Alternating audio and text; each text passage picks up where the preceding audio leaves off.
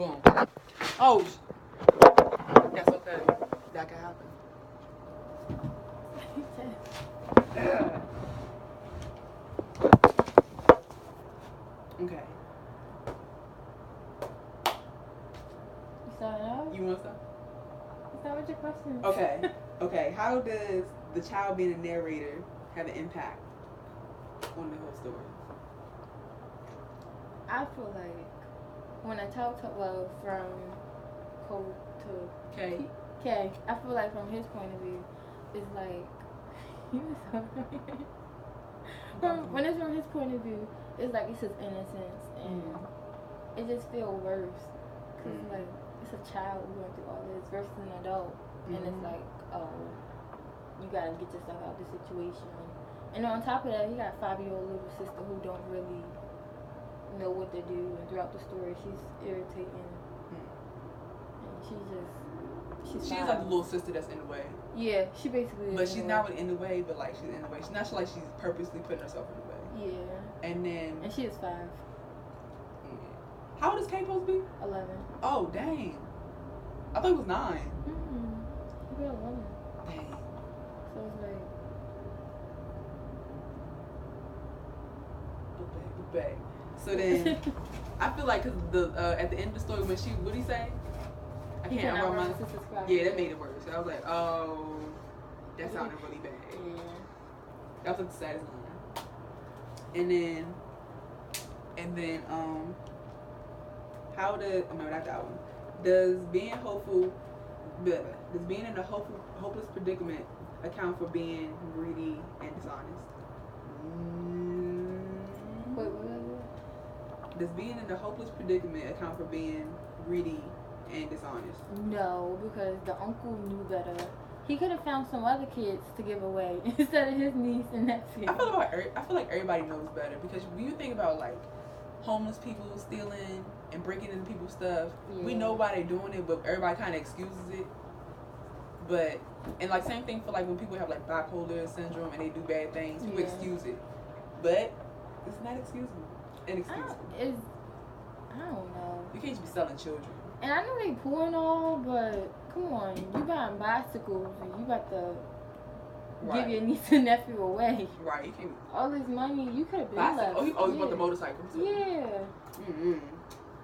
I don't know. I don't feel like it's like, not right at all. Like even in the beginning, it was like selling your child or nephew is like the hardest thing. Is that what he said? Yeah. Something like that. But it's like the hardest thing, but you're still gonna do it. So it's like a selfish, like a really selfish act. Yeah.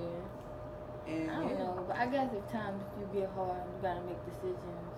I mean, don't sell the child. You do it. But you that's jump in just prostitution. like Kay leaving his sisters. At times, when times get hard, but you can't. You gotta see. That's where the loyalty and fear. Yeah. That's where loyalty and fear come in, because like, do you want to be loyal to who you're supposed to be loyal to, and like, you know. I saw you sit. Nothing. It's normal. It's normal. Okay. So then it's like you want to be loyal because you don't want the person that you weren't being loyal to like turn on you one day, or like hate you ultimately, because that's something that you can hate your brother over. You can never resent your brother for leaving you to get raped. Yeah. And ain't no telling what they gonna do to her. And she a woman or a female? A baby. A real baby. That's a baby. And then from the whole story, I got the theme of deception. Because it's deceitful. Yeah, they was deceiving these kids up and down. Right, how you gonna tell the child? What they was telling the child? They was saying like they gonna come and get a good life. Yeah. They try to make them speak a different language. And that is like Hansel and Gretel. Yeah. With the little candy trails. Was she in like a house? Didn't she like make pies and stuff? Who? The lady whose house they went to? I think so. The lady that gave them new names, right? It was just like Hansel. She was making a whole bunch of dessert and like feeding them a whole bunch. Oh. Threatening up to cook them. It's a true story? I hope not. What story? This story. I hope not. No, I don't think so. This might be a true story. Because the man is like a priest or something. It's crooked. It's crooked past. It's crooked reverence. I don't know. I hope it's not true. No, don't die. But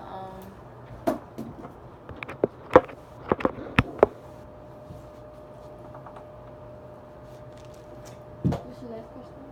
That was it. I just kind of like highlighted the the first line when it was like selling your child or nephew.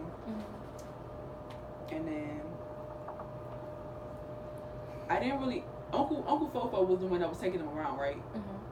And he was giving them food, well, feeding them and stuff. But the mama and the papa, they was the ones giving him the stuff. So basically, he worked for them. And the parents was cool with it. No, the parents had AIDS, you know? Oh, that's why they didn't have AIDS. Damn. I mean, dang. Alright, so just summarize. I don't know. Summarize it. So basically, Uncle Fufu had a change of heart. After he it was too late.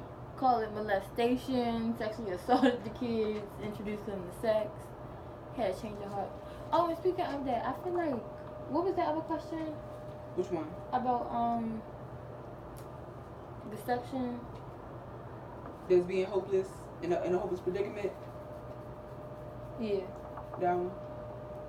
I feel like that when he did like the sexual thing with them, it was like in a weird way. It was like he was doing it for their benefit, but because they know they wasn't gonna like be able to do anything with their parents having AIDS and stuff. Yeah, and then as though like the little girl, she already was like she was irritating throughout the book. But then as though she was 5 and stuff, he was trying to show her like what they might do to you when you get on the ship and poor babies. So it's hard to read. I feel like his change of heart show right there. It was,